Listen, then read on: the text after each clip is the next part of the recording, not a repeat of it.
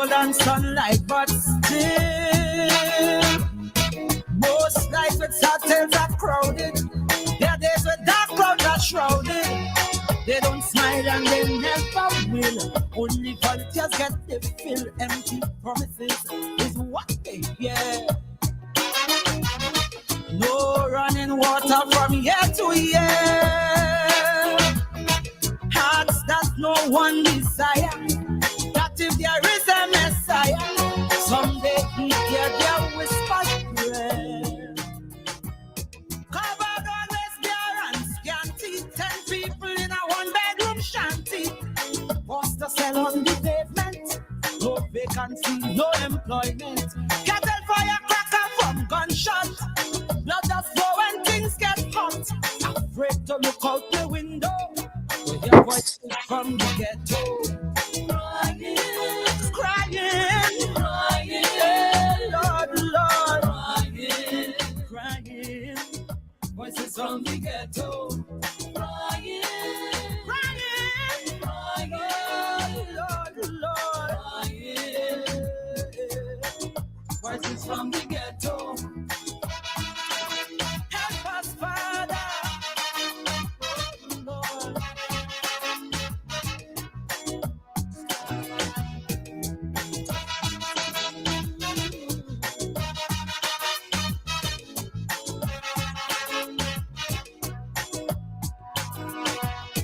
Mothers just hold them head on ball.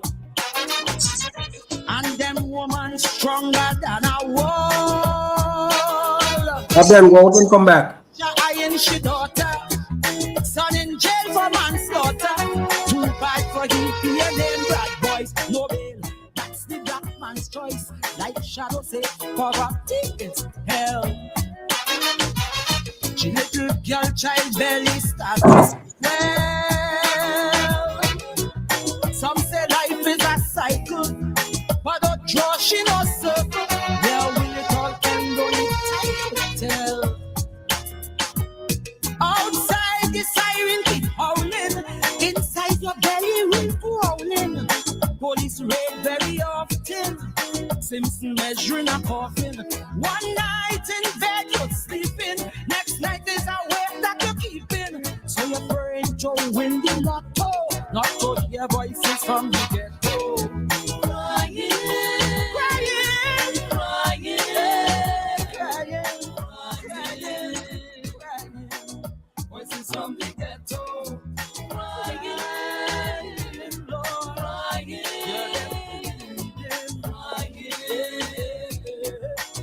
Voices from the ghetto.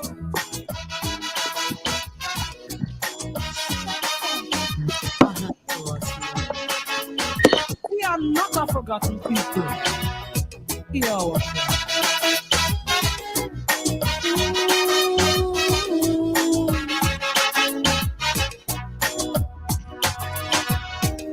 With dented pride, they sold your corn. Revolutions, hate politicians.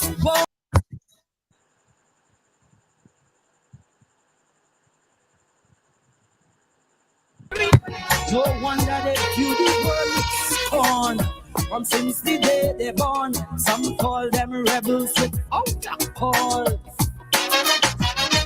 These social victims of unjust laws, but yet they christen the heroes. Renegades, desperados, forever knocking on heaven's doors. Hear me? Steel band music shatters the silence. Harmony to conquer the violence. Big men run when cops approach, fighting for scraps with the cockroach. Young Turks, they're tough protecting. Almost every young girl expecting. So tomorrow, begs the tomorrow, there'll be another voice from the ghetto. Crying, Lord, crying, Using my phone. Huh?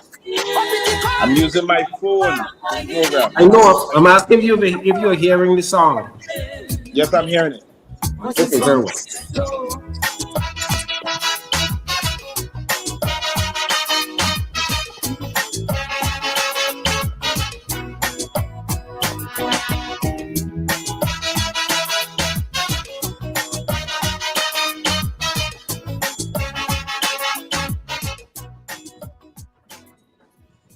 Good evening, St. Vincent and the Grenadines. My name is Jomo Thomas. The program you're about to listen to is called Voices. This is the Voices program for July 22nd, 2024. We have a good program lined up for you tonight as usual, but before we get there, in which we would spend some time speaking with my good friend, my brother Abdul White, who was in the eye of the storm, Beryl.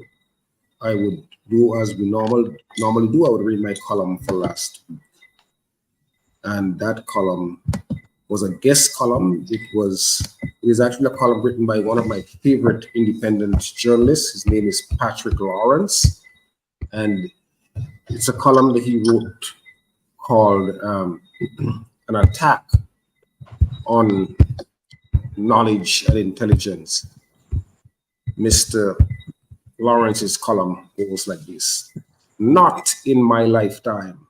I used to think when contemplating America's decline and fall, a decline and fall I eagerly anticipate as a prelude to remaking our crumbling republic, such that it stands for the ideals it professes to uphold, but unreservedly ignore.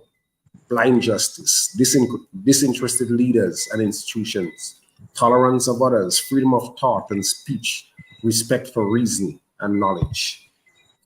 Decline and fall. It is not pleasant to live in such a time as ours, but it is interesting. Let us not, as we accept our fate, lose sight of the optimism within the apparent pessimism. Last month, the House passed a bill that, broadly speaking, defines anti-Semitism as any criticism of Israel, or, heaven forbid, disapproval of Israel as a Jewish state. Soon after, as if to second the House intent, President Biden announced at an event marking the Holocaust Memorial Museum Annual Remembrance Day a series of new legal and administrative measures to counter the non-existent crisis of anti-Semitism that now overtakes the United States the way a communist takeover did in the 1950s. This is an assault on reason, language, law, and even that highest of American values, common sense. And then this, a letter 12 Republican senators signed and sent to the International Criminal Court Chief Prosecutor Karim Khan in response to the ICC's plan to serve various Israeli officials, among them Prime Minister Benjamin Netanyahu and Defense Minister Yoav Gallant, with arrest warrants, charging them with war crimes in Gaza. You have to read this to believe it. Target Israel and we will target you, the letter reads. If you move forward with the measure indicated in the report, we will move to end all American support for the International Criminal Court, sanction your employees and associates, and bar you and your families from the United States. And then the much remarked punchline: you have been warned. This missive is an outright rejection of international law. There are only 12 signatories: Mitch McConnell, Ted Cruz, and Marco Rubio among them. The sentiment amounts to thuggery befitting the mafia. Those purporting to lead this nation are very little interested in what the rest of the world thinks of America, or even what Americans think of America. Power is all the late phase imperium has left to rely on, and power alone, in any of its three principal forms, military power, coercion, and bribery, is not fated to define the era that is hard upon us. The most startling events of the past few months concern what is now a prevalent effort to destroy America's colleges and universities as independent institutions of higher learning. It is true that confrontation in American campuses, and may they continue, are not to be taken as the main event. The main event remains the Israeli-US genocide, prompting students across the country and the Western world at this point to pitch tents and demonstrate in support of the Palestinian cause.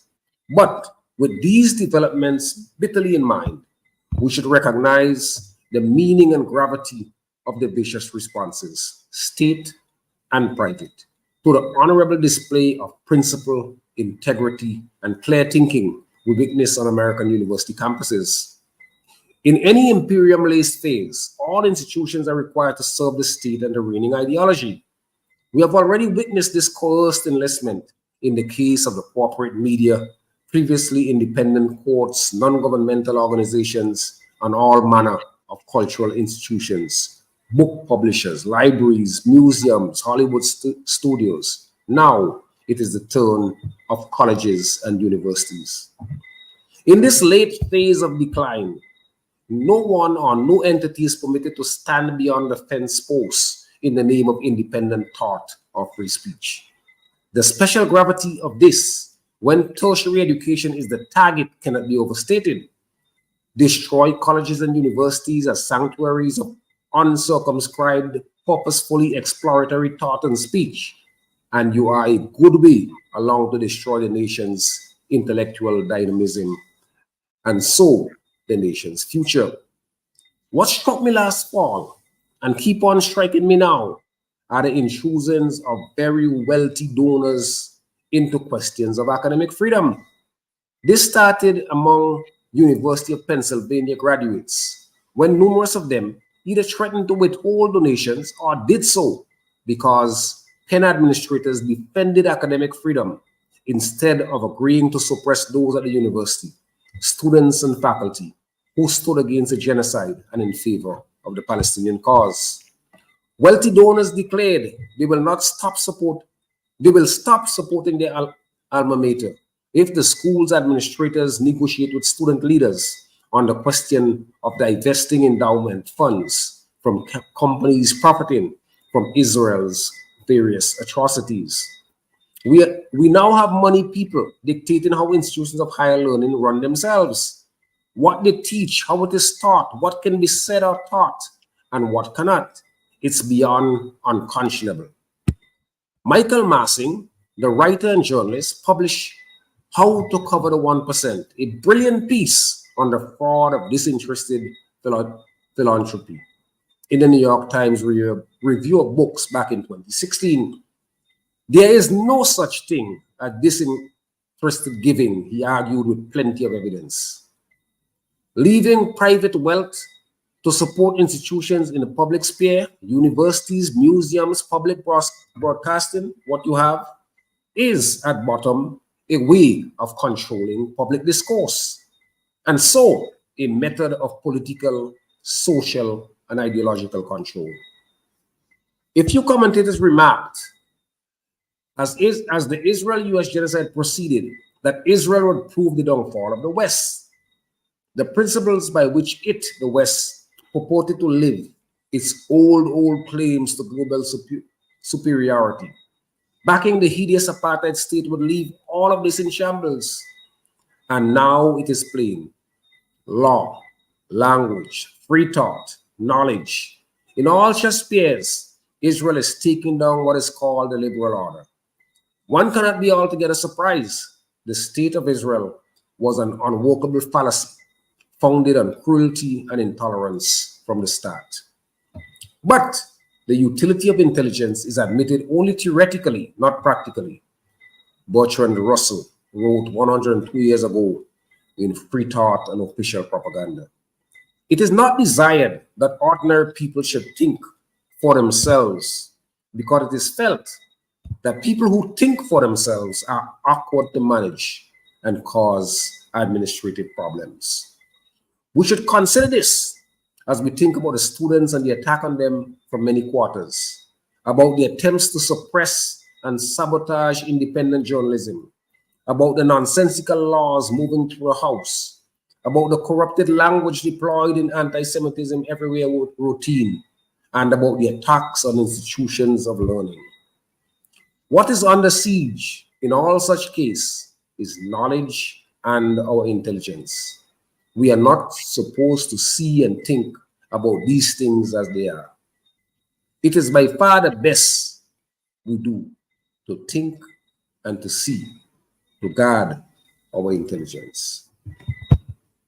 That was a piece by as I said, Patrick Lawrence. Mr. Lawrence is an amazing journalist. I would want all of you to look for him and read him. He writes like sometimes 2 columns per week. You would learn a tremendous amount about the world. He, Chris Hedges, Caitlin Johnson, a must read if you want to understand. But we are not here to talk about knowledge and intelligence tonight. Well, not directly. We are here to listen to our brother, my friend, Abden White. Brother Abden, thank you so much for joining us. The pleasure is mine, Joe. It's always a pleasure to be on your program. I think this is the second or third time you're having me on your program. So, but it's been a while. It's been a while. So the time is now. But I wanted to bring you on, Abden, because I always followed you, and I like the way you brought to the fore the culture and history of the Grenadines, more particularly Union Island. And in recent times, you have been in the eye of the storm. And in my estimation, you have done human work. You have been strong, committed, determined to get information to the people, to assist in ways that many with much more resources have not done.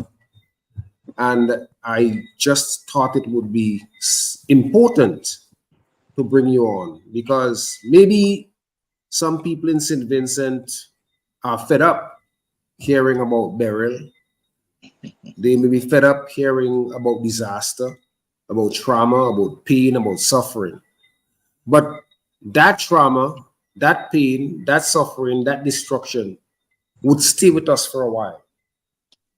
And it is significant, it is critically important that as the weeks go on, the days, weeks, and months go on, we don't ever forget the difficulties which our brothers and sisters in Union Island and the rest of the Grenadines. I was trying to get somebody on from Caracou, but because they don't have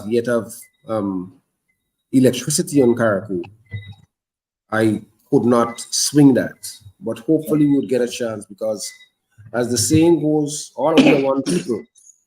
So whether you're in Caracou or Petit Martinique or Union Island or Canawana, Mairo, or on the mainland St. Vincent or on Grenada, we are one people who are suffering from the same problem. Abden, how are you feeling now? It's been 2 weeks on, 3 weeks on? Yes, it's today is Monday. I Today know is the 22nd, yes. the 3 weeks, date exactly 3 weeks. Yeah, it's exactly 3 weeks since the passage of burial. The first 2 weeks, well, basically the first 3 weeks have been very difficult. Now I'm my emotions. I remember the last time I was on Bing, and I told him that I was unsure about my emotions, and you're asking me the same question again. But I would answer it this time by saying I'm feeling a bit more relieved.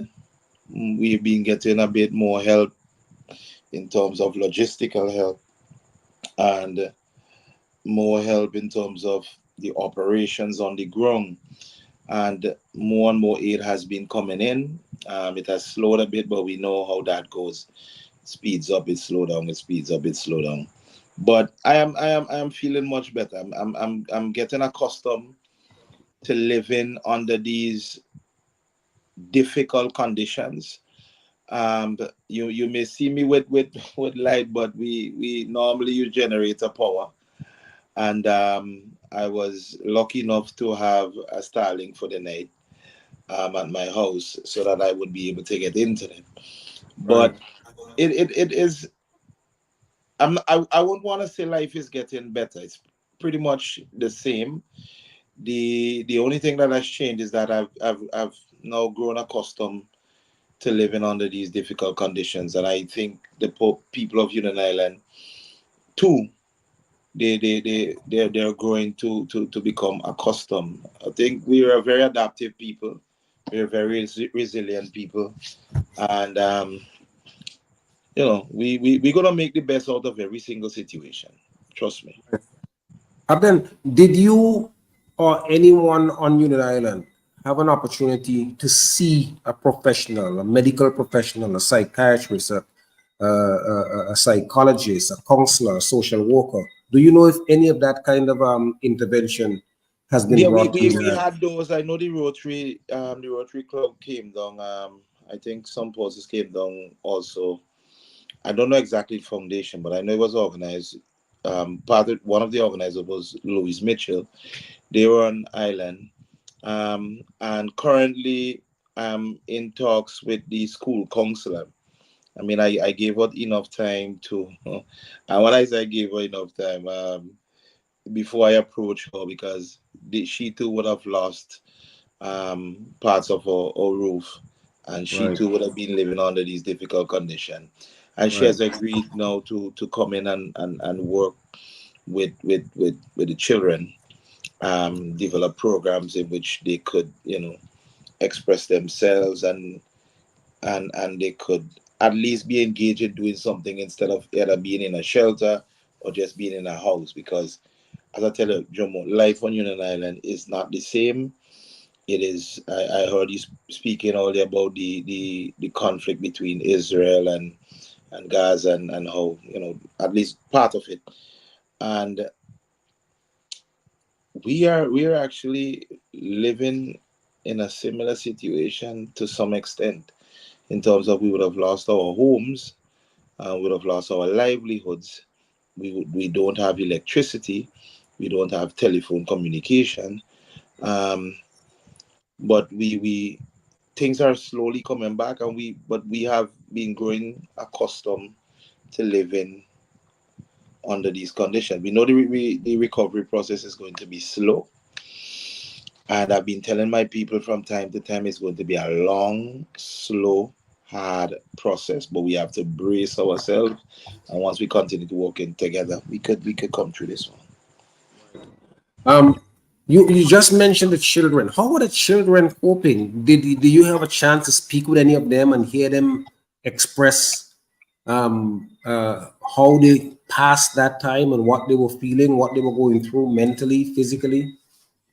Um, I have spoken to at least about four small children from age 4 to at least age 9, and it was a very traumatic experience for them. Even now, if the wind blow too hard, they really get scared, thinking that another hurricane is coming.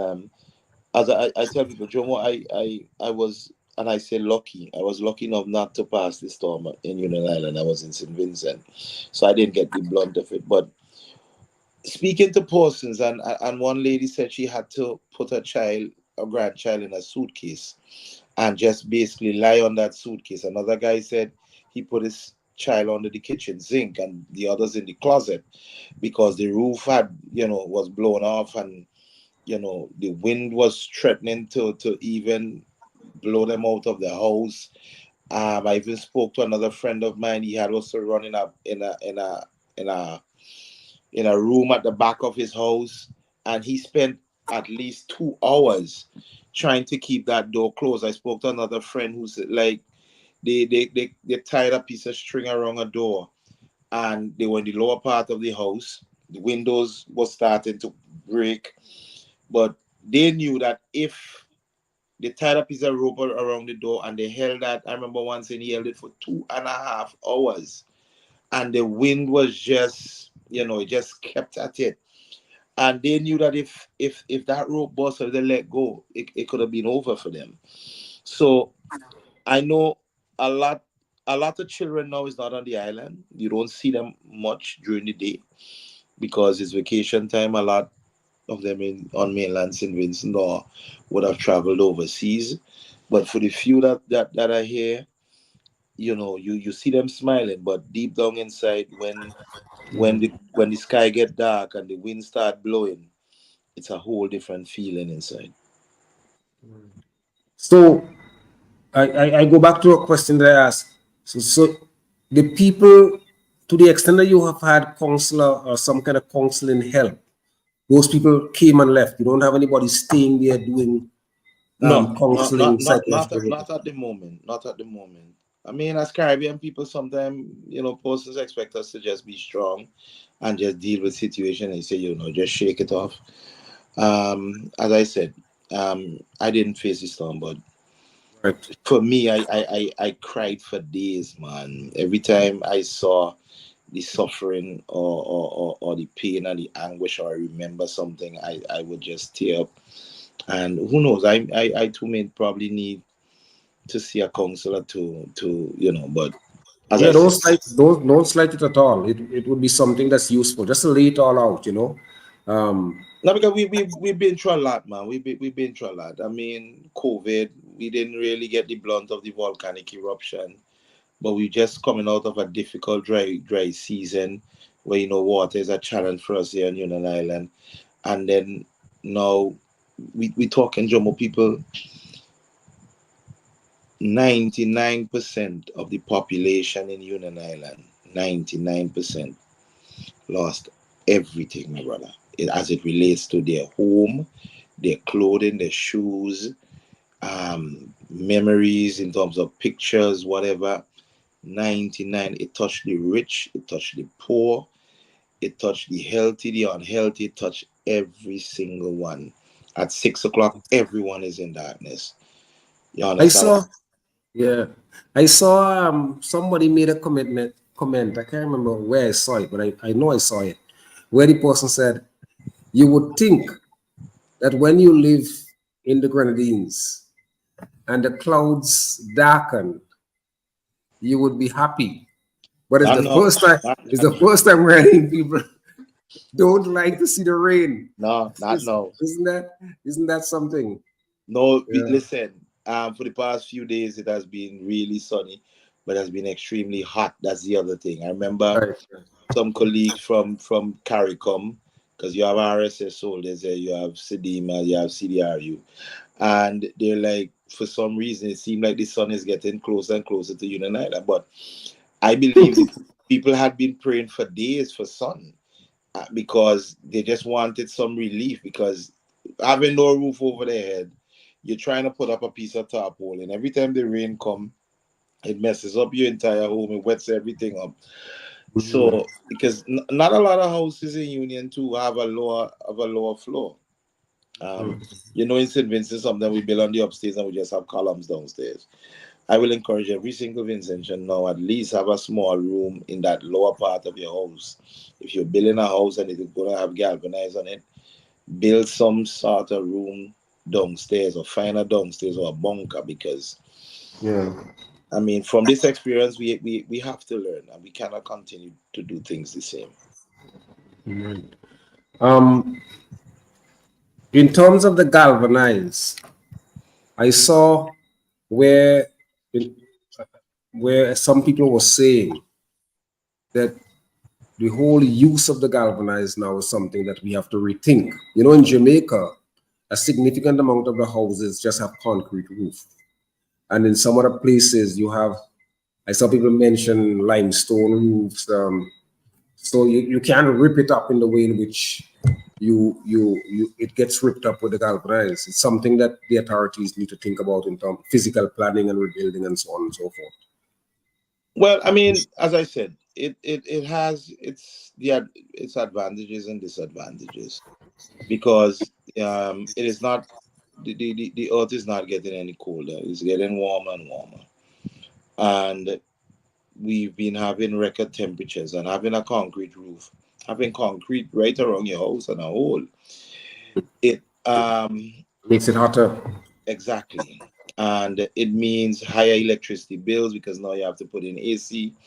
I think there needs to be a balance. I think, like, for example, my mom and I, we would have had discussion about the way forward, and we've decided to go with the two, concrete on a section of the house and galvanized on another section of the house.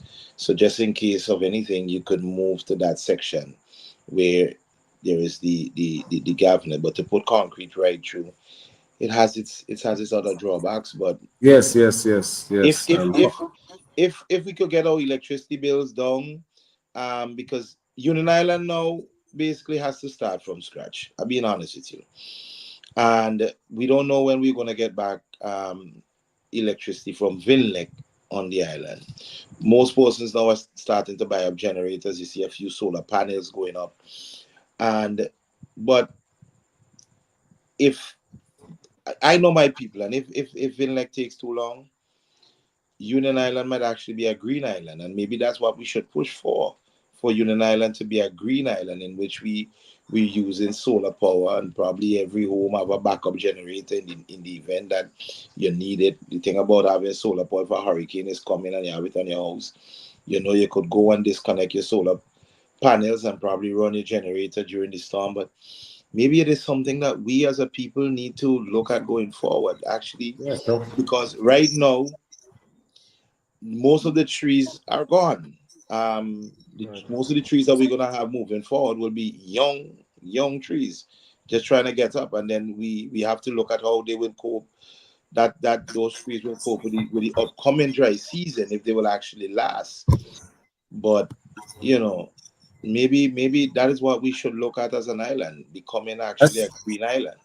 that's an excellent idea. Maybe it's something that you all should, the stakeholders, the influencers in Union Island should raise with the government to see if they Yeah, can assist in doing some of that. yeah, yeah. But so have the schools been destroyed as well? How many schools do you have on Union Island? We have well, when you say school, I figure you mean in primary and secondary school, Yes, primary and secondary. Yes. right? So we have two primary school and one secondary school.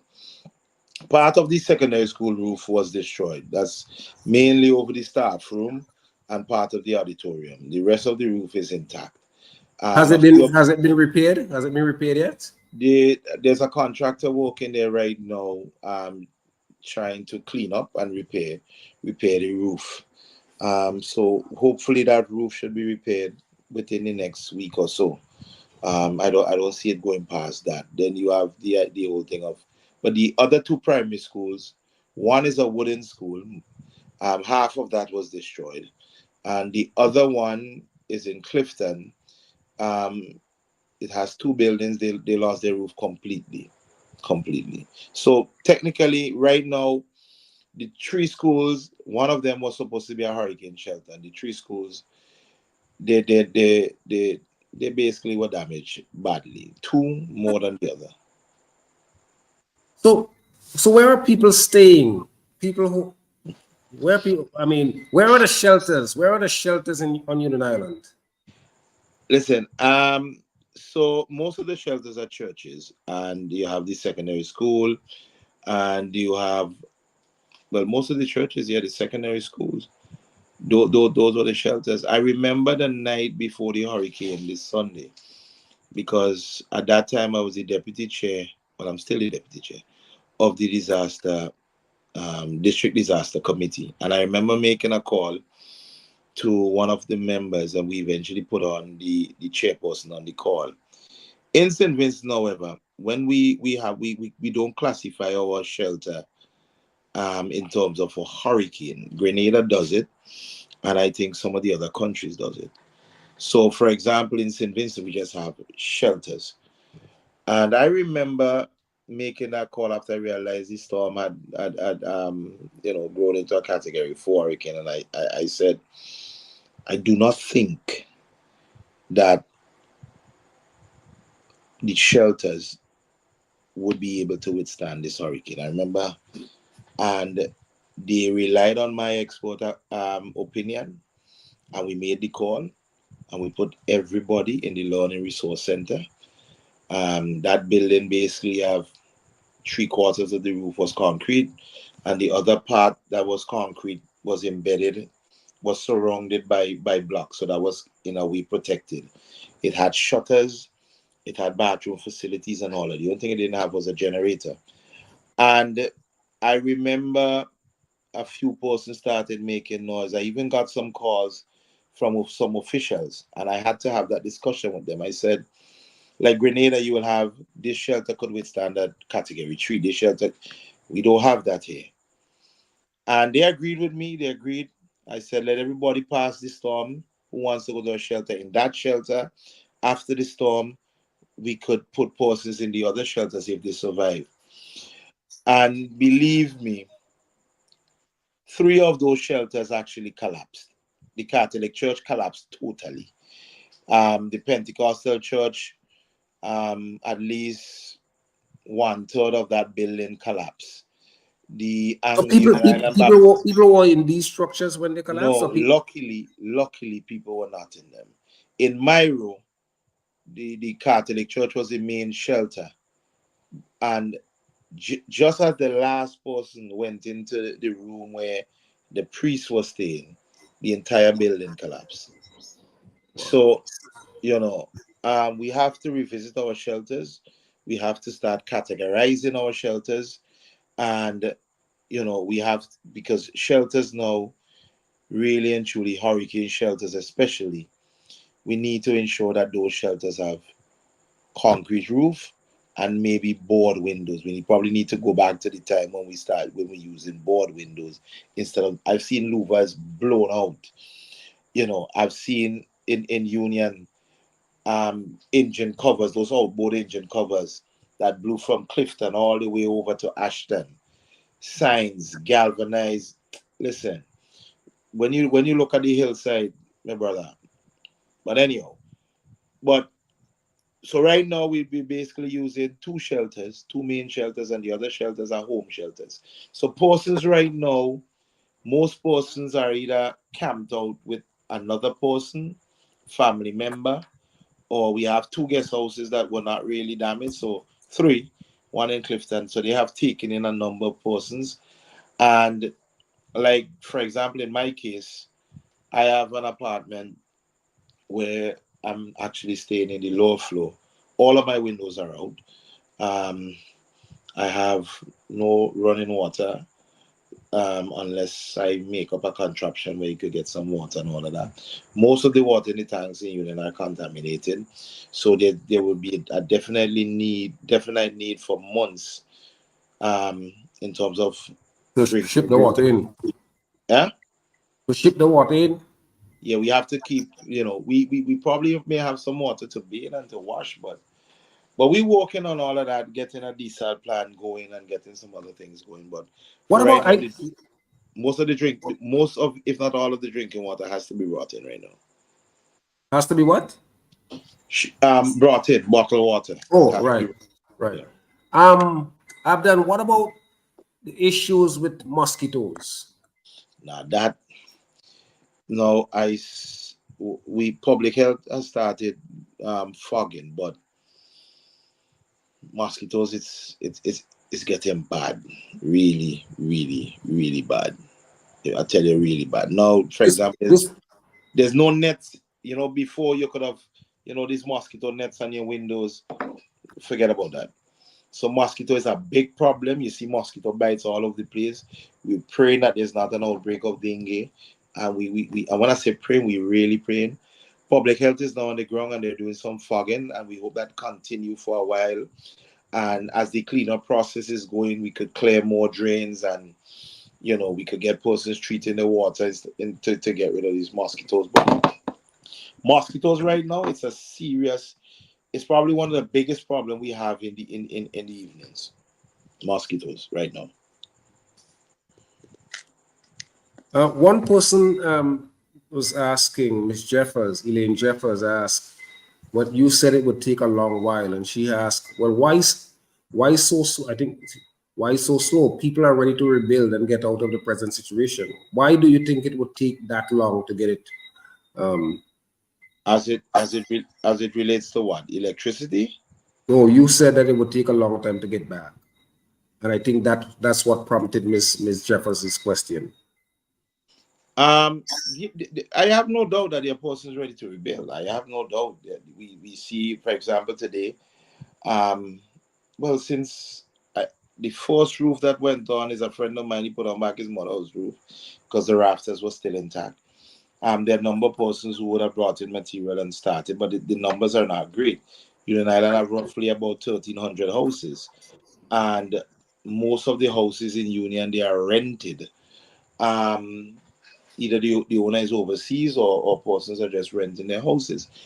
The Mm-hmm. issue is whether persons have monies to build back. That is the issue. There are very few houses in Union, probably about less than 10% of the houses in Union was insured. Oh, wow. You know, so, or just over 10%. There's another question. Well, it's more a comment than a question. It says, with all the millions of dollars that are coming in, along with material, it should not take too much time, too much of a long time to build back. All right, so and we've had a lot of discussion because I had a live last night. We spoke about this. Canawan and Myro is in a different situation than us. Union is in a very unique situation because here you go. Right now, you can't get workmen to do work. You can't get what? You can't get persons to do work on Union. The workmen, Okay. the labor force, in terms of skilled labor to do Mhm. work, you either have to bring them in, or the few persons who are doing work, they're basically tied up in what they're doing. Mhm. Secondly, if you get workers to come in, where are they going to stay? There's We have that problem. There's You nowhere mean for them you don't have a place to put them to for put them? them to stay. So, like recently, we set up.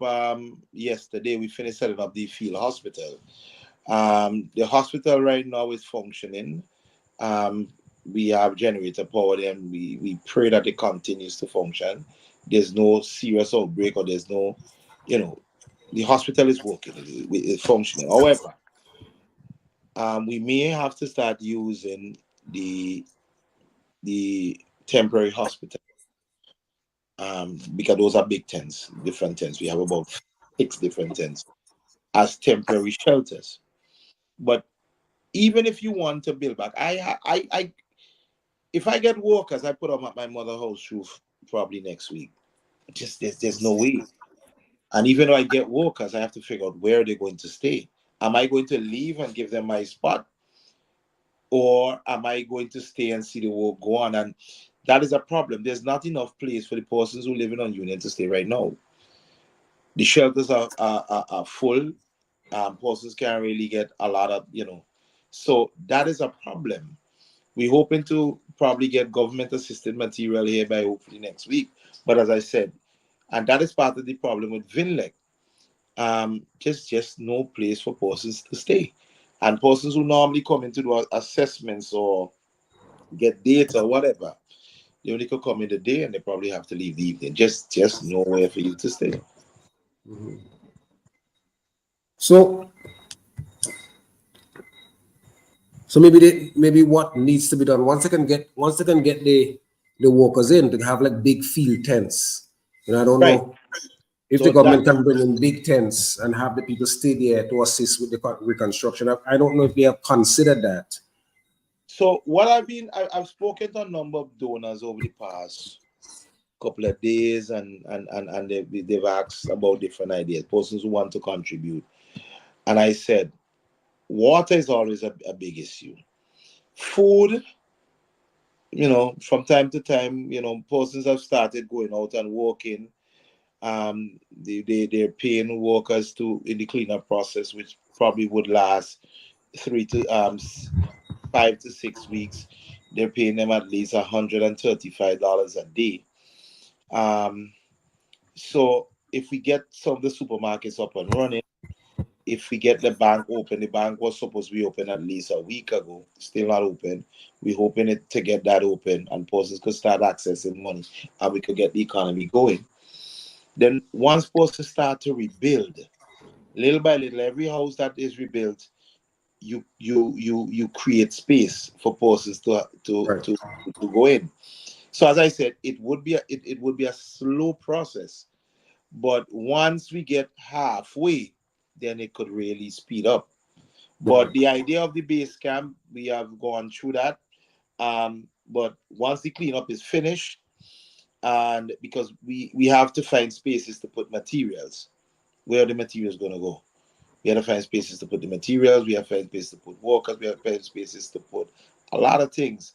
And then you just can't put them anyway because there's a security issue. If you think you could bring in a ton of material and just rest it anyway, by morning it probably would be gone. I thought you said you had. I thought they had security on the island. You have security on the island, but it can't be everywhere. It can't be Well, everywhere. put the material where the security is. The security right now is at the airport, and that is where the food is where the water is being stored. That's basically the well, like, it's kind of like a makeshift warehouse in the parking lot. So to put lumber, galvanize, and other stuff that we may need at the airport, you just can't do that. Have planes started landing on Union Island again? And planes never stop landing. Planes and We never. helicopters come in and out of Union. Helicopters come in and out of Union every day. Planes come in and out of Union every day. Every single day. At least, Union Island Airport right now is probably one of the busiest airports throughout Citizens and the Grenadines. and these are coming from where?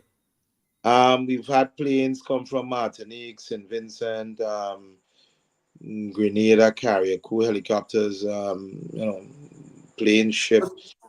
So we've been as a people, we've found creative ways because, as I said, aid needs to come in, and superintendent. Right now we're in a state of emergency, so a police officer is actually in charge of Union Island. So they would have worked with the people in air traffic and aviation, and they would have come up with ways in which, planes could come in and out to bring aid or bring supplies or bring posts. Because recently we had a number of prime ministers from the OECS and they Right, I flew saw in. that. Yeah, they flew in. Um, there's a question about, you did mention that there's a shortage of water, and you said most of the water is being shipped in. So what about the water that people had like in tanks and so on? That you're saying that's contaminated? Right. So the most of the houses in the low-lying areas, right, because of the storm surge and the flooding, that water was contaminated. Secondly, most of the houses in recent time, especially, persons start building their tanks or the cisterns under their house. So the cover would have been in the house, and once the roof went and all that, water came in and mixed with whether clothes or other things in the house. That water slowly started draining into the tanks. Right. So a lot of tanks, the water right now is smelling. But as I said, we've cleaned two of the catchments, I believe. They're clean because we need them to catch water. There's one more that needs cleaning, and the other thing, we can't really tell people, okay, start cleaning your tank, because even though they clean the tanks, you have another problem. Where is the water going to come from to fill the tank? Yeah, they have no roof. So they said for the next couple of months, for the next couple of weeks, and Bing, I'm sorry, Joe, calling you Bing. Right now, I've taken up the role as the emergency response coordinator. It has not been easy. You have to coordinate all this aid that is coming in, how it is distributed. You have to manage all these different agencies and people. Um, and then it is a tough job, but we have to figure out how to make. Right now, we every day I tell people we have to figure out how to make wine out of water. Just having water and making a nice tasting red wine out of that. And we've been doing that, and we've been doing that successfully. Um, Abden, the so the children who, well, I know that school is out now, so that helps. Right. But what are the children allowed to do? Just run around and play, and Yeah, or are there most people. organized events, organized structures that tend to put the children in a place where productive life No, right now, expanding right now, there's none of that. There's no summer camps. There's nothing. Most children, and the other thing, it's not like they could watch TV. We've been hooking up internet on different spots on the island. That's one thing we were really creative in doing, and we've done a very good job in giving people access to internet. Basically, you could get internet access at different places in almost every single village on Union Island. So we've done a really good job at that. So what do children do? They stay home and they play with a tablet. A number of them have been asking me for board games. I've asked some persons to donate. We've found some puzzles in terms of those puzzles that you fit up. I can't remember exactly what type of puzzle you call it, but we've been right now. I've engaged, as I said, the school counselor. She's a teacher at the United Secondary School and the counselor, and we would be working on developing programs in which we could keep the children engaged and creating spaces, clean up spaces, and developing these spaces over the next couple of weeks so that persons could actually go, relax, and as a community, we could do things together because right now we're not doing a lot of things together. And I'm afraid a lot of the young men, they're taking to drinking and smoking, and they'll tell me, Mr. White, that is how I ease in my frustration. right. That I was going to go there, Abdan. I wanted to ask you if you if you look at Union Island citizens before July 1st and Union Island citizens now, is there any distinct difference you can see in terms of the emotional stability of people? How are people coping? How are people responding? In other words, are they more aggressive? Are they more angry? Are there fights? Have you noticed any brawls breaking out? There have been fights. I was actually in the middle of a brawl where, because of a misunderstanding, some young men attacked another gentleman. Um, but like about 2 or 3 days after I returned back to Union, you had a guy, his nephew, breaking his foot over an argument over some stupidness. But to be honest with you, the first 2 weeks I saw broken people. The people of Union Island, we were broken psychologically. And I'm being honest, you're still seeing it here and there, and that's why we've been encouraging persons to get up, try helping yourself. We've been even trying to force persons to just help yourself. But I remember a good friend of mine. I said, "Listen, you're a man. I've not seen you wrong.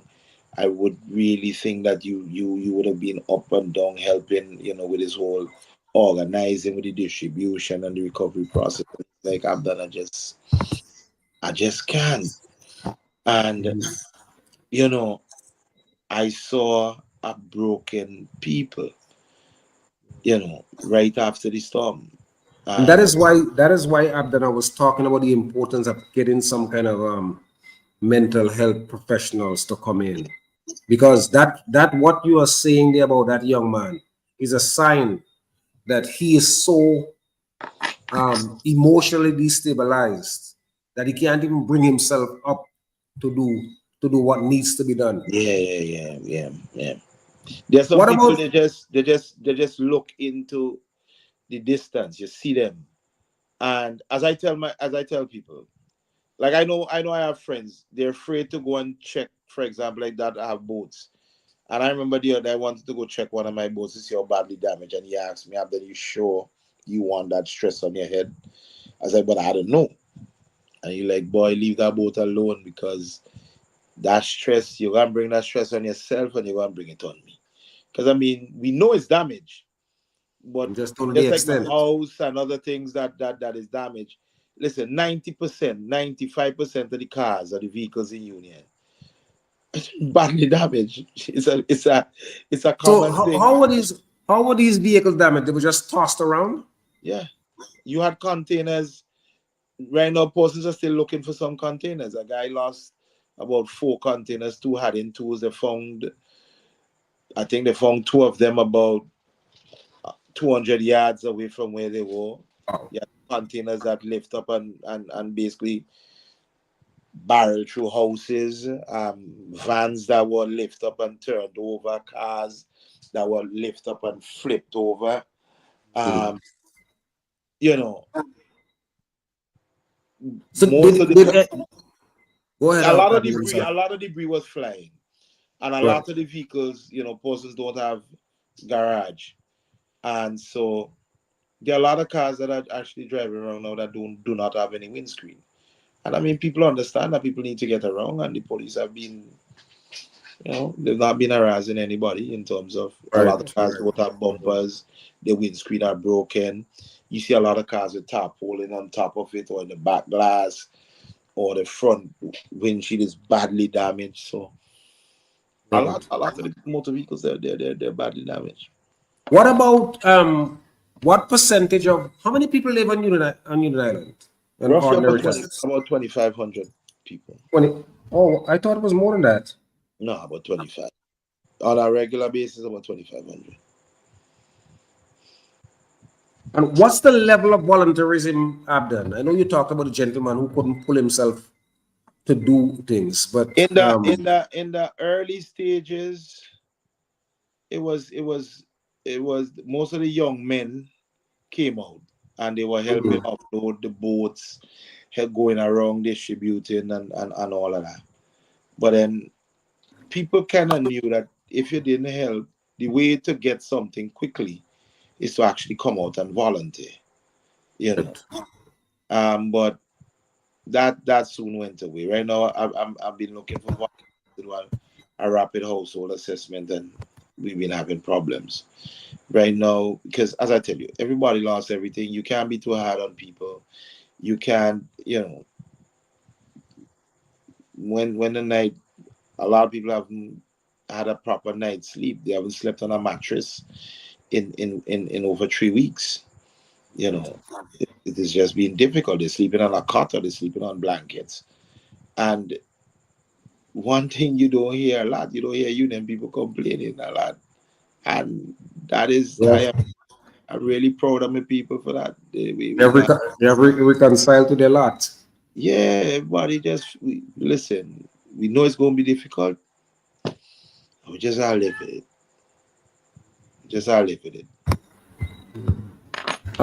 What kind of support has who is leading the relief effort on United Island? Nemo. And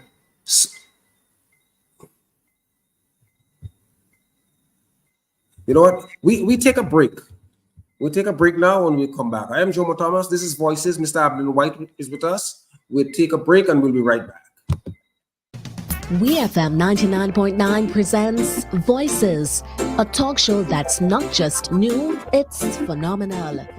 Voices, it's interactive and thought-provokingly different. Voices, hosted by Jomo Thomas. We'll analyze all the issues of concern to you, the people of St. Vincent and the Grenadines, and the diaspora. Voices.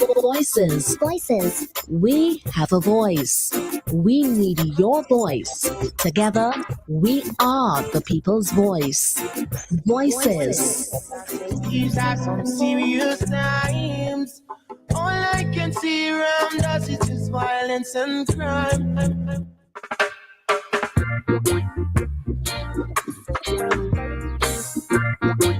Ooh, yeah.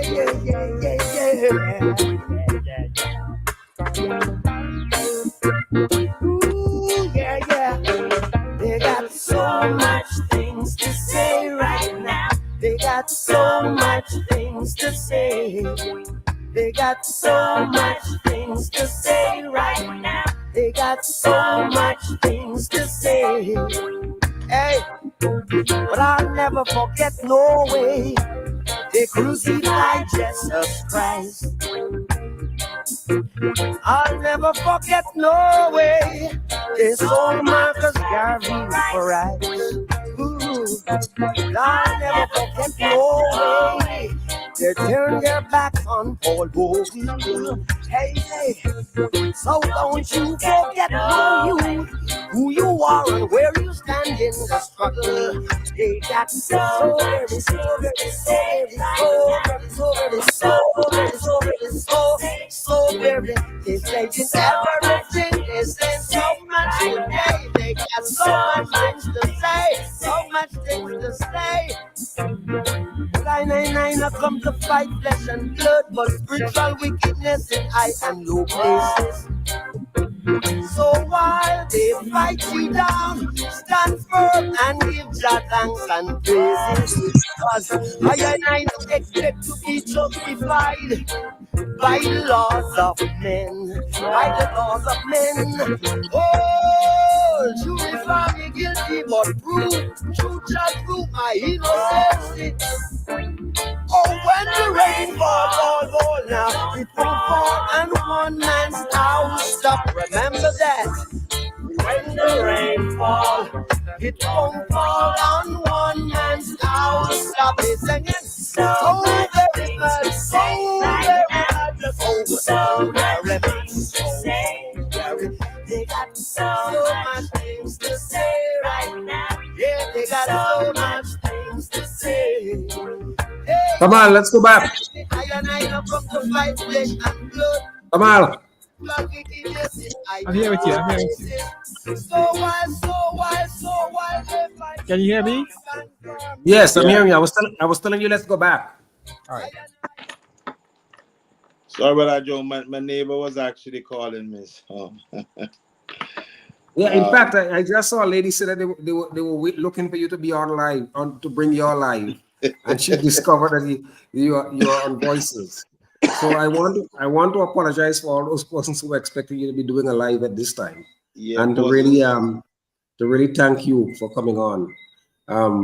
Yeah, I started doing those live before on the Sunday night before the storm. Yes, I know. I've seen some of them. Yeah. Abden, you did mention that you want to see the banks come back on stream, but I want to ask you this: assuming that the banks were back, what's there for people to buy? Well, funny enough, most of the supermarkets are in lower floors. So, they were saved. Yeah, most of them. Right. Most of the major ones. But both come from St. Vincent on a daily basis. So persons can actually buy stuff and bring in.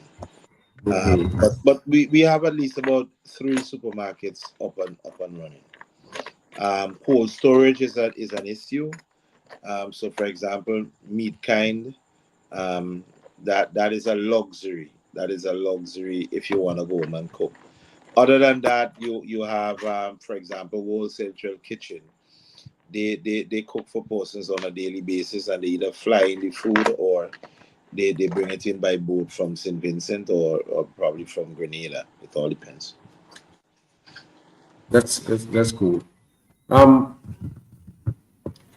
wanted to ask you, Abden, in terms of I saw Martin Felix. I put it up on the screen. You may get a chance to read it. He said there was this American visitor who thought that a lot of people were smiling, and he wanted to know, well, look, you guys just went through a storm. Why are you smiling? Only for someone to reply, well, it's not so much that we are happy. It's just that the smile is the way we cope. Do you see? That is true. Listen, persons go to sleep late because they can't afford to lie down in their bed and think. And because when they start lying in their bed, they start thinking and wondering, why am I in this? How am I going to make it out of this? And, so they prefer to just be happy, keep moving, keep doing something. And I mean, as I said, I could talk based on my own experience and from having conversation with different men and youngsters, probably over drink a rum or maybe over drink a beer. I'm not really a rum man, but but having a drink, persons start. There are persons who at the beginning of the storm, they person tell me, listen, I started smoking 2-3 pack of cigarette. I start drinking, I start doing this, I start doing that. You can't sleep, but people just try to keep a smile on their face, but man, Jomo, people are scared. I could tell you that people are really, really worried about the future because, unlike, for example, Canada One, that was also badly damaged, not near close to Union, but at least they have a sense that the developers will come and help. And I know that you know different plans are in place and whatever, but you could never you could never know for sure. And I think it's the time it may take for persons to recover that would add to that fear. But you see it, you see it on people's faces, man. The fear that people have, Abden, is that more that you may have another storm, or they just dread the future, what the future may hold, in light I of think all of the I destruction. I think right now is more about how, because for example, they were registering persons today, you know, who homes were damaged, and you had long lines. Everyone wanted to get there to make sure that that they got Get some some, assistance. they get some assistance, and as I said, we hope that this assistance come. We've Right. been working, we've been talking to different persons, but um, nothing is set in stone. Nothing is Right. certain. But Abden, what I know for sure, we gonna make it out of this one. I share your confidence. I share your confidence. I share your confidence, and I empathize with you and the people of Union Island and all of Caracou, Piti Martinique. As I said, I tried to get someone from Caracou tonight, but I couldn't do it. I saw someone ask earlier, why didn't we try and get, let's say, Lavon King or Mr. Olivier or some other person to come on to speak to the issues? I did try with at least one of those two persons, and I was unsuccessful because the connectivity presented a problem. But we will keep on trying to bring people up to date. Abden, I remember there was a bulletin from Vinlec which says that the people of Union Island may not have electricity until for probably another 6 months. And someone put it up, Shaka Matthews is raising, and I saw it myself, where there was another bulletin coming out of Grenada which said that electrical crews from Barbados and Dominica had gone to assist Greenlick in Caracou. And I remember suggesting a few weeks ago, because I do recall, I think it was in 2017 or 2019 with Hurricane Marie in Dominica, that some of our electrical workers had gone over there. Have you seen foreign electrical workers in Union Island assisting with the reconnection of the wires and so? Jomo, first and foremost, I am very disappointed in Vinlec. I'm very disappointed at the response of Vinlec to this whole thing. And I have information that I know Vinlec could do better.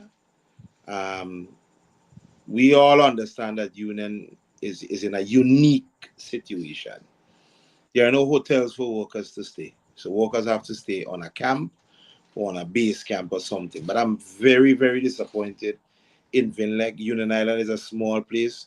Vinlec should have been on the ground with a team, at least salvaging their poles. A lot of people cut some of the poles. A lot of the poles broke out, but they could have saved a lot of equipments after the storm, because eventually Union Island people, we're not going to wait. We're going to do what we have to do to move forward. And if Vinlec is waiting for us I mean, I see up to last week we were moving poles off of buildings. People have to be cutting power lines that are hanging across the road. And now you have Rudy Electrical on the ground. They're replanting some poles, but it's just one crew. I mean, how many poles they could they plant in a day?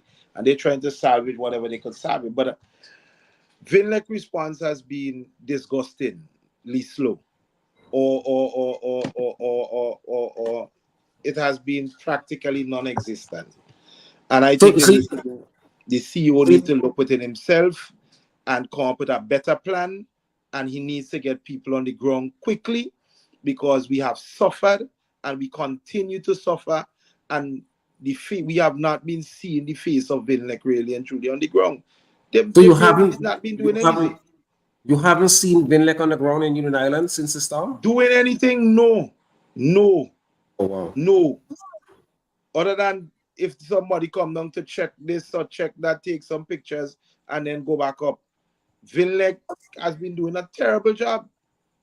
They've practically done nothing on the island. And for some reason, I hope when Canawan, I know they're doing some work in Canawan, and hopefully Canawan should be up and running fully soon. I'm not sure exactly what is going on in Myra. I plan to visit Myra sometime soon, and my brothers and sisters in Canawan, to see how they're doing things, so maybe we could learn and we could exchange ideas in terms of how we cope with this whole disaster. But now, man, Vinlec, when we look over at Pity Martinique and we see Pity Martinique over there bright, man, we feel bad. They have electricity. They have electricity back on Pity Martinique? Pretty much. Oh, wow. When you look over there, you see over there bright. The only reason you see light in somebody else's union is because they have a generator. And I mean, the government has been nice enough to be giving persons fuel to power their generators, and even for some motor vehicles to move around. But I tell you, Vinlec not even on the ground to salvage their own equipment, which is going to cost. So these equipment is going to cost them millions of dollars, or taxpayers millions of dollars to replace, which could have been saved. I wonder why the government because did not move to get volunteers from other countries to come and assist. I don't know. People from the electrical companies from all of these places to come and assist. Because listen, this is week 3. This is we are actually going into week 4. We just started week 4. Yes. And Vinlec response has been non-existent as far as I'm concerned.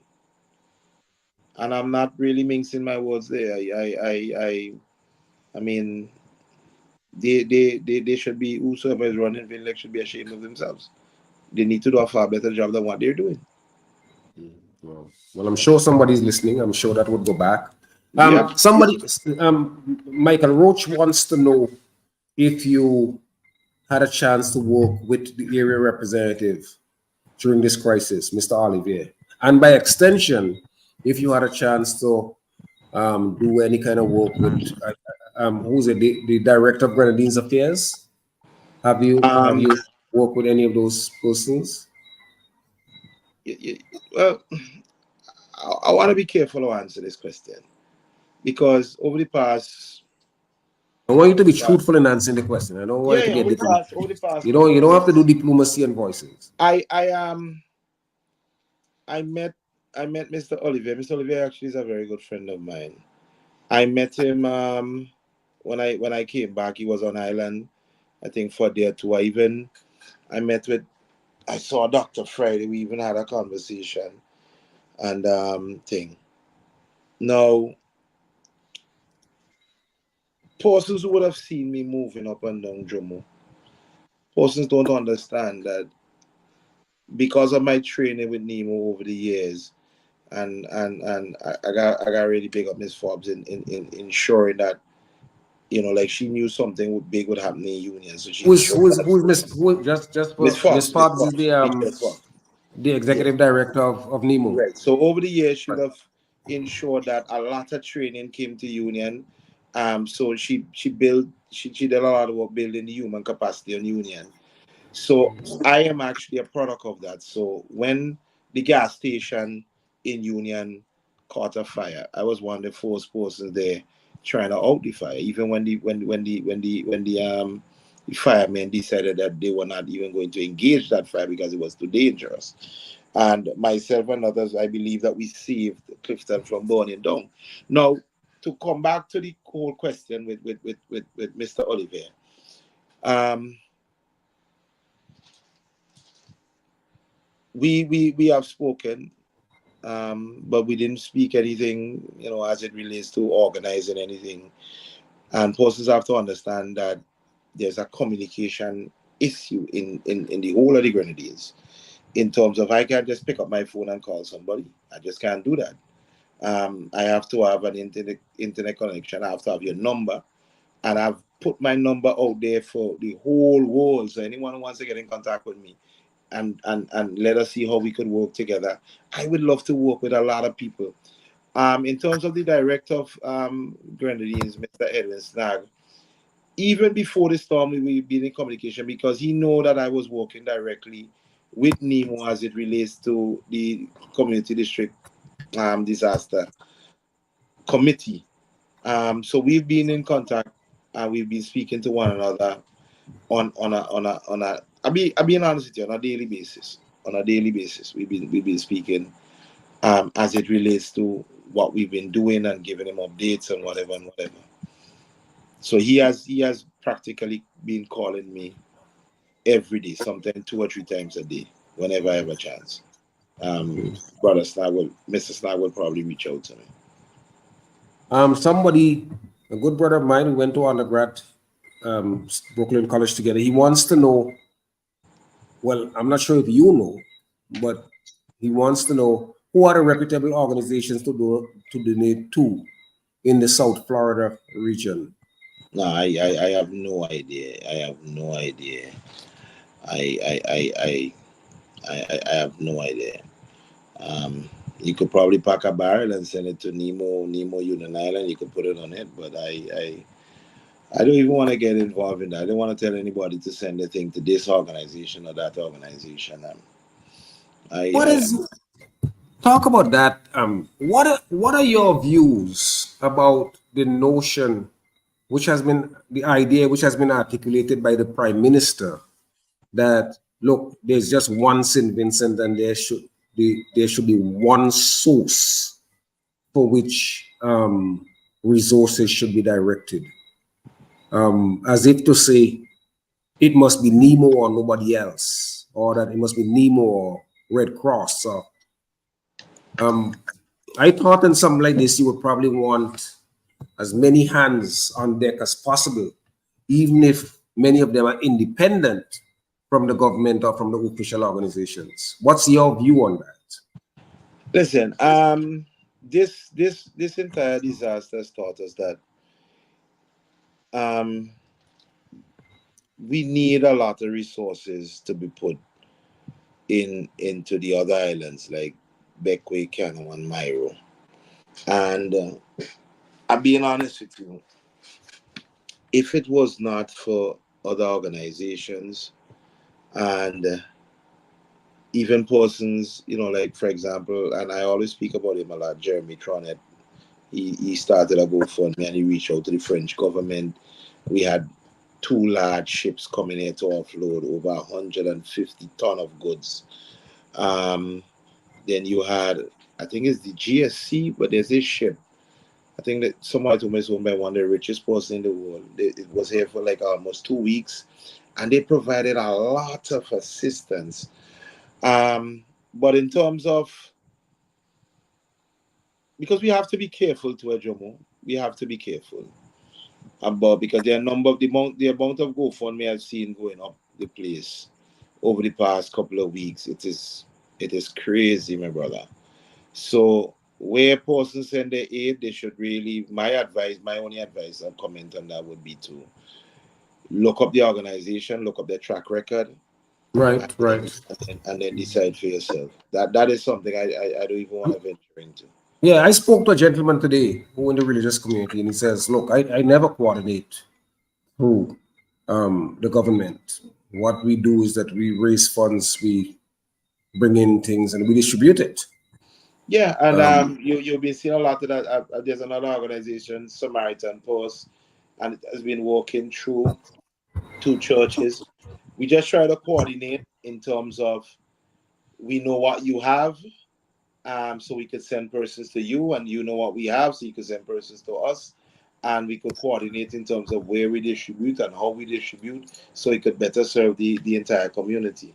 But some persons don't trust governments, and maybe they have reasons.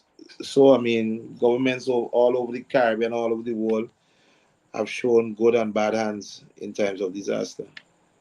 well, Uriah, there's a sister, Maria Blenco, who is saying there's a Vincentian-based organization in South Florida. If you go to inbox her, you will get that information. So I hope you're there and you can get that information Yeah, and speak. Maria Blanco, she's a Unionite, and Yeah, I know Maria. yeah, she's a person I trust. So I would trust her opinion on that, because Well, she's very thorough. yeah. Um, I know her mother very well. She was instrumental in my own formative years at Roman Catholic School. Uh, Um, Miss Bernalyn Blanco, yes, yes, an amazing lady. Mama Culture, Union Island. She's one of those persons. Michael Roach, I've done. Michael Roach says, you come out and just said you were in contact with Mr. Snag, but I didn't hear you say anything about Mr. Olivier. I thought I Also, heard you say something about Mr. Olivier, but maybe you could go back there for this gentleman who I says, said from even before the storm, because of my position on the Nemo subcommittee, and because Mr. yes, Snyder, as he reached out to me on a daily basis. I actually don't even call him. right, He would call, or he would leave a message. right, As it relates to Mr. Oliver, um, I've not I've spoken to him a day or two after the storm, but he has not reached out to reached me. out. Hmm. And I mean, everyone see what I'm doing. Everyone, as I said, Jomo. One of the reasons I tell people, listen, I have a 3 bedroom apartment in St. Vincent. My 3 bedrooms have air conditioning. I have 2 bathrooms. Um, and I my vehicle, my pickup, I took it to St. Vincent me this Saturday before the storm. And for some reason, God, I believe there was a higher power that led me to make that decision. And because of that, I made a decision. It was not about, it's not even about politics, it's not about anything else. But I made a decision that because my vehicle was spared, I'm going to use it to help my people for as far as much as I can. And that is a promise I made, and is a promise that I'm fulfilling. Um, persons, whether persons in government or in positions, saw my level of commitment over the years towards helping my community in times of need, that I always rise to the occasion. If they took it upon themselves to say, listen, we should put this young man in a position, in a better position, that he's better able, because he would have demonstrated that over the years. That has nothing to do with politics. And I hear you. I know, Yeah, you don't have to apologize to it, yeah, brother. I yeah. hear you. Junior John wants to know, why do you need to say I'm being honest? I had to ask the same question Now he's of just someone who was misinterpreting. on. Now if I'm saying I'm being honest, it means that I am going to be a bit more plain. I am going to be a bit more frank. So when I'm saying I'm going to be honest, it means I'm not going to hold back. It doesn't mean that Junior John, it doesn't mean I wasn't honest all the time. It's just that I'm going to be a bit more frank. All right. Okay. Um, Jomo, your program getting to be a bit controversial. Eh? Now don't bother with that, man. The program is called Voices, my brother. I know. And you have that response has brought you some blessings from Junior John. And you know if Junior John bless you, you're well blessed. Right. I see Lloyd is saying a lot of people don't want to send stuff to Nemo because they don't trust that unit will. Right. Well, listen, persons could send this stuff to their families. There's nothing wrong with that. They could, if you don't want to send it directly to Nemo. Because I think the government has they started The the concessions. the concession and barrels Yeah. and so on. And People listen, can as I send. said, there's nothing wrong with that. Send it to your family if you because maybe it might get to Nemo and Nemo might decide, okay, um the person who's dealing with it might not know that this came from somebody from Union Island, and they may send, split up the air and send it to all over to different Mhm. places that may need it. But as I said, I tell people, organize Right. your stuff, send it to your family, send it to your loved ones. Right. It will ease the burden. It will make my work much easier. In fact, I spoke to someone today who wanted to know if I had family members in union who could do with some assistance. So I offered up your name Okay. as my big brother. My big brother, not my elder brother. My big brother. So hopefully you would hear from that person. Um, Yeah. Anne Marie wants to know. Mr. Olivier got injured. He lost his house and was sleeping in his car. Did you reach out to him? Do you know Mr. Olivier? I lost three houses and I was sleeping on the floor. I also got injured. My three nails went up into my foot. I was coughing for and basically 2 weeks, and I was getting up at 5:30 in the morning and getting back home at 1 o'clock because I had to actually do a live and then respond to at least 150 to 200 messages from persons who want to know exactly what was going on. As I said, persons were still trying to make this about politics. In time of disaster, people will get up and do what they need to do to ease the suffering of their people, and that is what I did. I was only put in a position probably about a few days ago or less than a week ago. So Abden, did you get the shot for those? yeah, I got 4 nails went up into my foot on Sunday, man, and I Why are you got not wearing shoes? no, I actually had on boots, but I was walking Boots. walking in the dark, and the cleanup process had started, and persons had moved stuff around. So by memory, you're walking this particular area, so you're Right, constantly right. walking. And I'm not a light fella, Joe. I'm a heavy Well, fella. that is what I wanted to say that, but I didn't. I So when didn't. I mashed that nail, is either that nail went through my foot or I was going on the ground, and more nails probably would have gone up in me. So the foot had to take it, but I just pulled my lacings tighter. I tried to get home, but then after my foot started cramping, and then I decided, you know what, I'm going to the hospital to get that checked out. But my foot is doing better. I think one went in really far, so that one is still paining me a bit. But I mean, listen, I keep getting these questions, and even different posts on the internet about this whole issue with Charles is my friend, and Charles is my good friend. You understand? And I don't, there's no reason for me to reach out to Terrence. There's more of a reason for Terrence to reach out to me and say, Abdon, I see that you're doing this. How can I help? How can I make your work easier? He has, he's the area representative. Um, you know, if anybody, I'm too busy. I'm literally too busy when the daytime come. Listen. I have somebody now who is actually driving me around, and it's my vehicle. I asked a friend of mine. I said, "Listen, come work with me. Come volunteer with me. I let you drive because I almost got into 2 accidents where I I'm cannot. just tired. Yeah, I just dozed away. So he will come and he will help me drive when I'm tired." Right. And he was like, and for days he's like, he's mentally tired after about a couple of days because he's like, you if driving from Ashton to Clifton, in the first few days we would stop literally about 50 times trying to address a need, and he's like, I don't understand how you could remember every single thing somebody told you, because you know you got to get to Clifton now, and then you have to address it, and then if you see them, they'll probably get upset with you, you know, and then you have to manage resources. Like we got 16 generators, 16, and then we had to figure out how do we divide those 16 generators into all Cross these the island. homes. Right. And you know, we I look at priority areas, the elderly, the children, and you know, it's not an easy job, but you get licks, but also you get a lot of love. You know, I can't tell you last time I cook.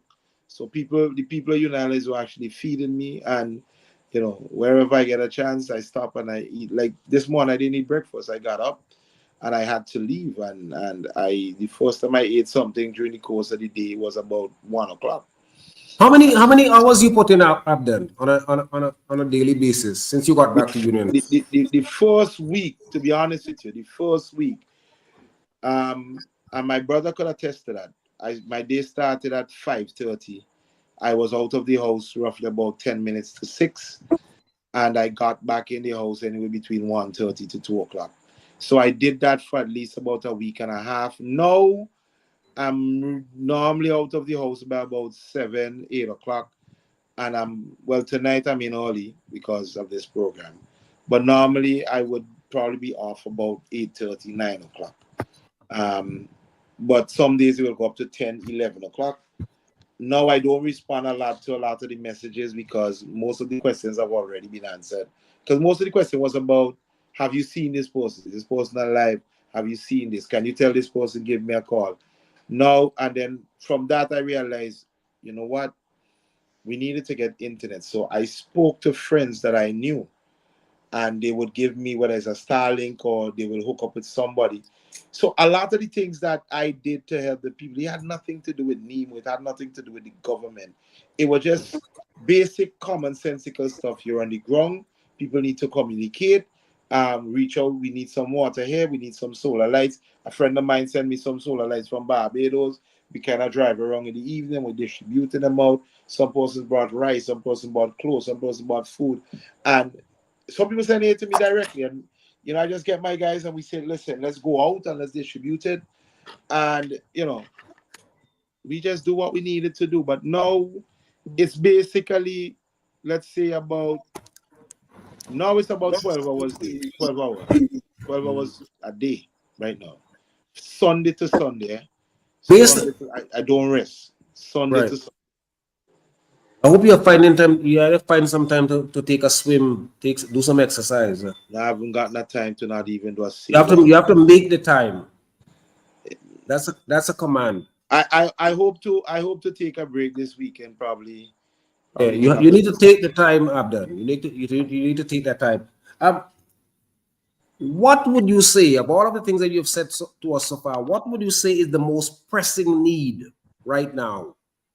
I'm not talking about the big ticket things. What's some pressing need that can be easily solved, or not easily, but are more easily solved? You say big ticket. Everything in Union is big ticket, but water. We need a lot of water. I'm being honest with you. We need a lot of water. But more importantly, now we need workers and building materials, my brother. That is what we need right now. Building material and workers, carpenters who could come on the ground, and you know, their organizations. Even if you could help one person, we could start there and we move somebody out of a shelter and create space for somebody else to think. But and mattresses. Too many people are still sleeping on the floor. Too many people are still sleeping on cots. But as I said, some of those are big ticket items. And clothing for men. I keep saying that. Voting for men, yeah. Clothing for men. A lot of the men right now, I have to wash on a weekly basis. Have to. If I don't wash on a weekly basis, I'm in trouble. And you know, when I say wash, I can't. I every 5 days, or I have to make sure do laundry because I would actually run out of clothing. Because everything was destroyed. Either the wind took it or it was destroyed. It took me about 9 days to actually get to my home. I went there first, looked at it. The road was blocked. I couldn't do much. Lost my roof, lost everything, and it took me some days to get back. And by that time, the house was filled with water, and we had also punch 2 holes to get it out. And after that, you know, everything, Is everything is is that a big problem that a lot of people have? With the houses still filled with water? no, no, no, not right now, not right now. Most persons, and the thing about it, the as a consequence of me being so busy, Jomo, I lost more things because I could have probably saved some clothing and some shoes. Because in the first few days, a lot of people was washing. They were washing and, washing out their clothes and stuff. And I was just too busy helping people that You never bothered, you neglected yourself. yeah, yeah. And I get Well, licks from my family every day for that. But you know, you get licks on both sides. The public beat you and then your family beat you and tell you, look how you're stupid. But when you have a purpose in life and you find that purpose, and I think my purpose is to help people through difficult times, to be that shining light. You know. I mean, Jomo, you and I know, everybody know that I once had interest in politics. Now I just have interest in helping people. That's all. Seeing people do better, make their lives better day by right. day. That's it. Kathleen Samuel want to know what help is being offered to the elderly who lives alone. Um, as I said, we just concluded one assessment in finding out where the elderly persons are, and soon we've already started it. We've been checking on them. Those who cannot stay in their home, we've moved some of them to the hospital, and we've been ensuring that the nurses go to the shelters and the doctors go to the shelters and check on them. That's, as I said, it's a difficult situation. Union Island is not a textbook situation where you have some services. The nurses were affected, the doctors were affected, the teachers were affected, the emergency responders were affected, and then to ask them to act while they are facing the same problem as everyone else, it's a difficult thing to do. Is there a field hospital in Union, or is just the same? No, one is a field hospital is set up by the hospital. We did some repairs to the roof. Mainly the roof was damaged. There was a backup generator there, so we made sure that is up and running. We got a lot of outside help from the Adventist missionaries and other people. So the field hospital is up, but it is not. It went up on yesterday, but it's not functioning right now as a field hospital. It just has 2 days since the building itself went up. Right. Have you had, since the passage of Hurricane Beryl, have you had an influx or an increase in the amount of nurses and doctors who care for people who are now resident, who are now living on Union Island, who care for people there? No, Or it's do actually you it's do you have actually the no, same it's amount actually of doctors? doctors. I think we have a little bit more. Some doctors that I think we have 3 resident doctors in Union Island. That is since the Uh, storm? Before the storm, it was 2. Okay. And I think we have one more. We have doctors that come in from different organizations and they Right. help. So they're nurses. I think we have a little bit less because some nurses were injured and some just left the island because they have nowhere to live. So we probably have we have less nurses than before, and some nurses just up to this point they cannot actually function properly. So the nurses have been working overtime and they've been real heroes, and you know we need to continue praying for them because they're also going above and beyond. What about the people who you had how many police stations you had in Union Island? We had one police station on the Coast Guard base, where One that police housed station. the Coast Guard base housed the RRU, and the police station in Ashton that housed the regular police. So you have had an influx of more local police, regional police, any The such thing? local police, I think it's roughly about, well, no, we have more local police, but we also have a lot of regional police. They do patrolling at night. The police also have been chipping in and helping with the distribution, and they've been chipping in and helping with offloading some of the boats and all. So we don't have enough, but so far, as I said, things have not really gotten out of hand on the island. It has not really gotten out of hand at all. The police, Superintendent Benzel Samuel is the one in charge of the island right now. We normally have conversations on a daily basis every morning, and one of the things we have spoken about, and he has spoken to his officers to bring out their humanitarian side when dealing with people, trying to get his officers to understand that you may be tired, you may want to act in a particular way, but you have to understand that these people have lost it all and they're suffering.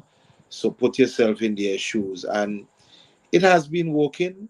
And a number of persons who you couldn't imagine would have been walking along with the police, they're actually walking along. But Union Island is actually a really safe place. Really, really, despite we have no street lights and all of that, Union Island is actually a very safe place. We haven't had to put on any curfew. There was a bit of looting, In the early days? in the early days after the storm, but it has pretty much calmed down. I think the thieves got all that they could have gotten, and you know now is if you try to go in somebody's house and salvage something, that's just about it.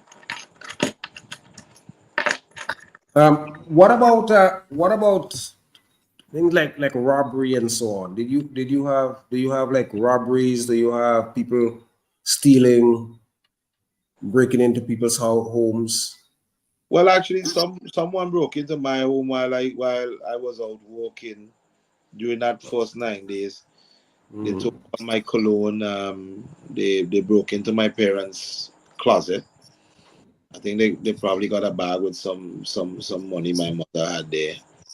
And but a number of homes had the same problem. A number of persons safes were broken into. Even I think a few of the businesses also they had that problem. Right after the storm, you had guys going around benefiting in the holidays from this tragedy. You know, but Do you that is think some, yeah. Go ahead. do you think that the media, local, regional media, has given sufficient attention to the devastation caused by the storm? And do you think that the response, the humanitarian response, has been sufficient? I think the media has. I think so. I be honest with you. Both local, especially to Union Island, and I in the early stages, I saw my brothers and sisters in Canawan and Myro getting upset because Union was getting a lot of attention.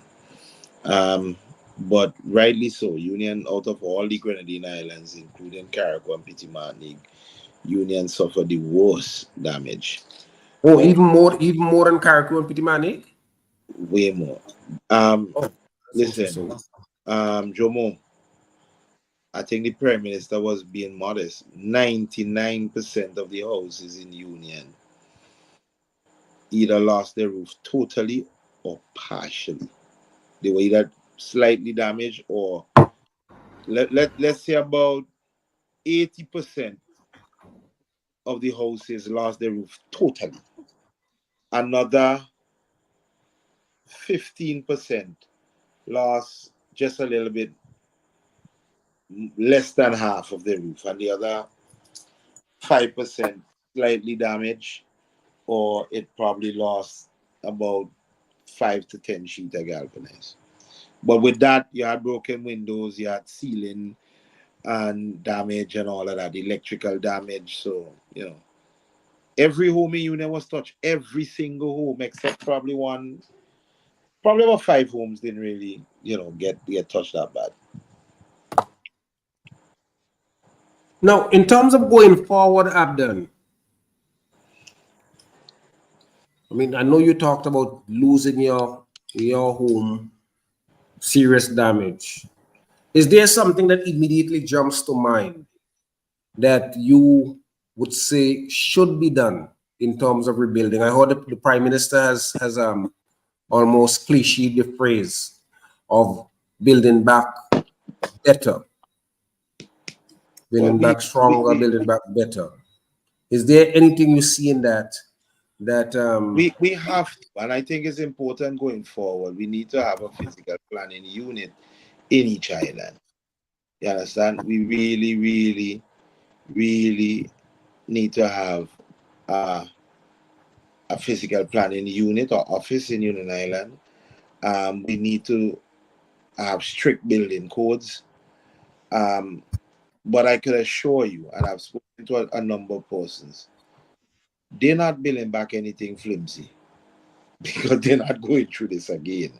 well, you have to have, but you have to have money to do what you're suggesting, though. Listen, even if it takes time, my brother, and we believe that we will get help, whether it's from government or other international organization.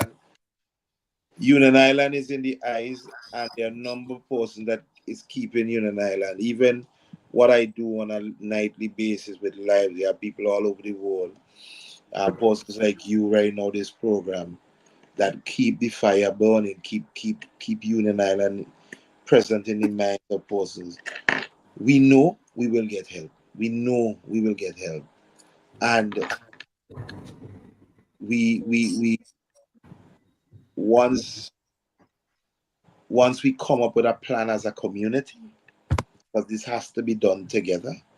Once we come up with a plan as a community, and once we stick together, because we would have suffered together, I have no doubt that we're going to be building back better structures or better roofs.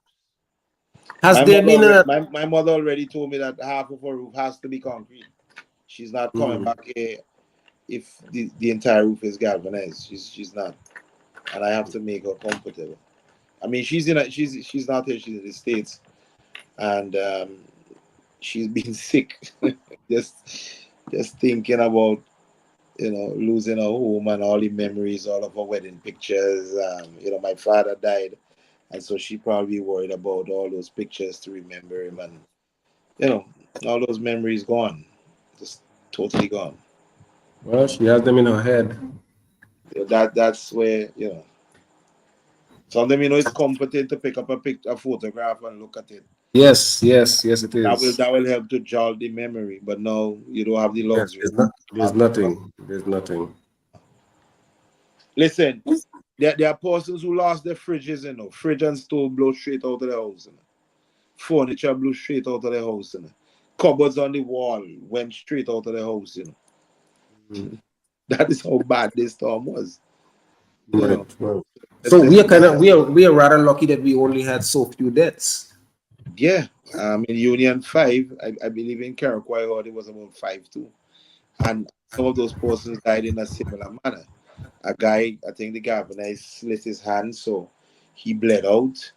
Another one, walls collapsed on him. Another one, I think he was punctured. And then because of the storm, you couldn't get him any medical help because of where we are. So as I said, even looking forward, some form of a operating theater has to be considered in the future of any hospital or any medical center in the Southern Grenadines or in Union Island. And I remember a few years ago, and I got some flack for it, but I'm never one who shy away from my opinion. We need an airlift, and if wasn't because of the people who were determined to clear the runway, there was no way to really get into a lot of these islands. Helicopters were landing in the cemetery, they were landing all over the place on the basketball court. But we need an airlift. I keep saying, even it has to be done where both governments between Grenada and St. Vincent and the Grenadines come together and they buy an helicopter and they use it for purpose of search and rescue and medical evacuation. That is something that we have to seriously look at moving forward. Seriously look at it after what has happened. Yeah. Here's question, Abden. I think it's an important question. In light of what has happened on Union Island, is there any attempt at all to build like a steering committee for rehabilitation that cuts across partisan lines? Is any of that happening? In Union Island, I know there was a committee set up. Right now, it started with a 3-member committee, and we have co-opted other persons to work along with us, and we have co-opted persons who we believe can work. As time go along, I know more and more persons will be brought in. But more importantly, and the discussion has been had, now it's time that we really need to push for local government. We really need to push for local government. That is important. Well, that's Everything cannot be centralized. We need to have control over our emergency services. We need to have, equipments on island, on the different islands. We need to know exactly who is in charge if something goes wrong. And we need to have a chain of command on the island so we know how to act in an emergency and all of that. In the beginning, it was just basically helter skelter until the real authority arrived, and it should not have been that way, if you understand what I'm saying. So we need some yes, sir. form of local government moving forward, and I believe it's time now that we push for it as a people. Um, whether it begins in the as the southern Grenadines, northern Grenadines, and then with probably at you have a head of a district council on each island. We need to have a discussion, and we can't continue the way we came out of this storm. We just can't. A guy Junior John is asking if Happy Island was destroyed. No, Happy Island is actually intact. I think the island cracked a bit in one area because I believe the waves that was hitting it. But Happy Island is there. There's also another island, Thompson Island. I remember speaking to the guy who's operating over there, and he told me that the island it got a larger beach area. So Happy Island is, well, you know what is Happy Island, Jomo? A man-made island made out of conch shells. No, I actually don't. When I saw Junior ask the question, I was rather embarrassed to ask, so that's why I put it up on the screen. Now, Happy Island was a man-made island. They started clearing conch shells off a beach and putting it on the, and eventually it grew Oh, I saw it when I spent some time with you. right. Yeah, So yeah. that is Happy Island. That is Happy Island. But is there? Wait, before I go, what about my friend Prime? Che Yeah. is actually on my team. Che is, Oh, straight ahead. Che, Good. Che is actually in charge of checking and refueling generators on a daily basis. Nice. So he's up. His wife is actually assisting us too as the assistant emergency response coordinator. She has a lot of experience working with Nemo and all of that. But Che's there, man. He hopes to go back out and start fishing soon.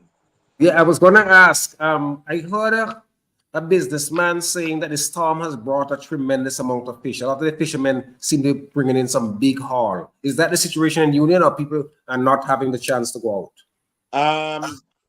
maybe one or two fishermen, to be honest with you. The situation of getting gas here, and the gas here is expensive, and most of the boats need repairing because a lot of the boats were severely damaged, especially most of the good fishermen. Some boats were lifted and tossed probably over 100 meters, so there are a lot of damaged boats, and the resources is just not there to start repairing them. A lot of the engines were damaged, so it will take us some time. Just those guys who probably would just put on a diving glass and go out to the reef. I remember I heard one of the guys saying it's probably a good thing for the conch, because now the guys who dive in conch, they can't go out, so the conch will actually get a rest. So we're hoping that maybe the close season for the conch was supposed to be from September 1st.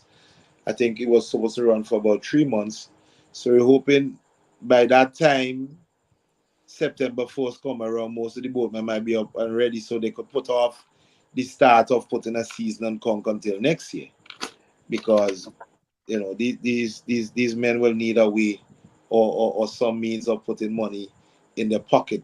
So if as soon as they could get their boats up and running and everything, and they say bam, conch season closed, that will be problem.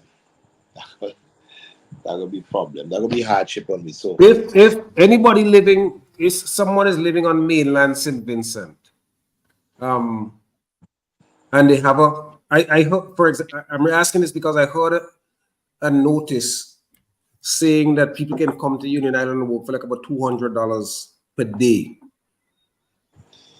That is not like for skilled people, right?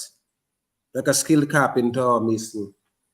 Right now, everybody in Union, most of the work, skilled carpenters and mason Union probably will get about 150, 160 a day. Nobody's actually getting 200. So that is misinformation. Oh, I thought the government was offering that, the 200. I think the 200, out of that, probably the 200, they're taking out probably for meals, which the workers supposed to get, NIS, and they're supposed to get other things. But the workers are actually getting $135 a day, which is equivalent basically to about $50 a day in the cleanup process. Right?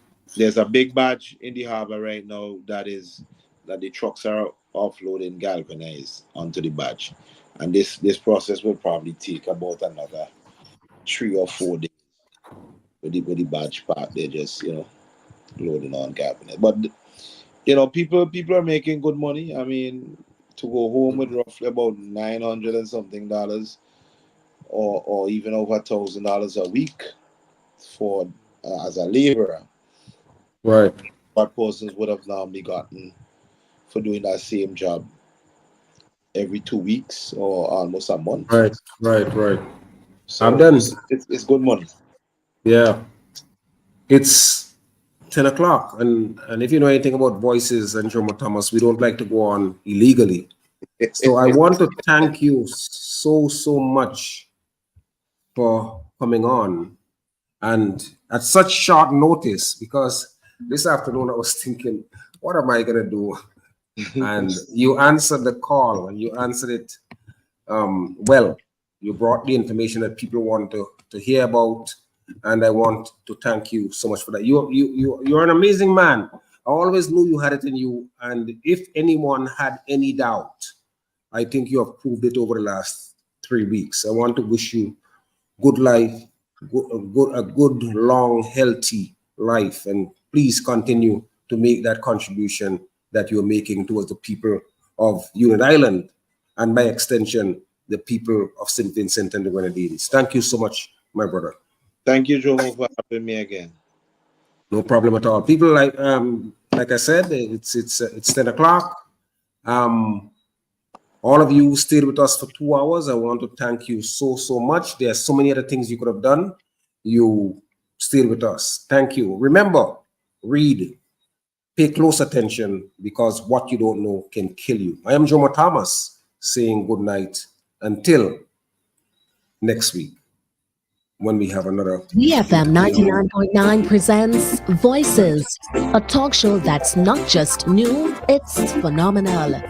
Voices, it's interactive and thought-provokingly different. Voices, hosted by Jomo Thomas. We'll analyze all the issues of concern to you, the people of St. Vincent and the Grenadines.